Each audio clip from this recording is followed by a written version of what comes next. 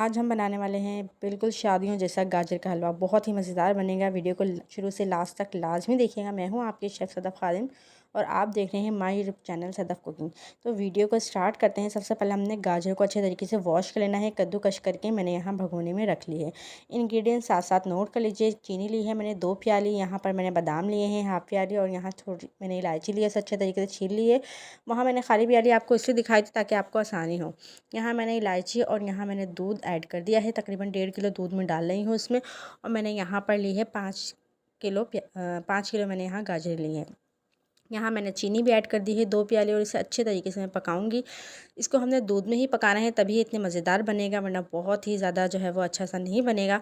आपने पानी इसमें बिल्कुल भी ऐड नहीं करना। मैंने बादाम कटे हुए सारे इसमें ऐड कर दिए हैं, थोड़े से गार्निशिंग के लिए बचा दिए हैं। इसको अच्छे तरीके से पकाना है तब तक जब तक इसका अच्छे तरीके से जो है वो दूध खुश्क ना हो जाए। यहाँ मैंने 1 प्याली भर के घी ऐड किया है। आप चाहें तो कोई भी घी इस्तेमाल कर सकते हैं। यहाँ मैंने देसी घी का इस्तेमाल किया है।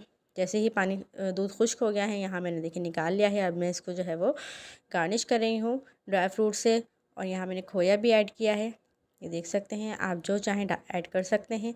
मज़ेदार हमारा जो है वो शादियों जैसा गाजर का हलवा बन के रेडी है। सर्दियों की सौगात, इस रेसिपी को ट्राई ज़रूर कीजिएगा, बहुत ही ज़बरदस्त बनेगी इंशाल्लाह। फिर मिलूँगी आपके साथ नई रेसिपी के साथ। तब तक के लिए इजाज़त चाहती हूँ।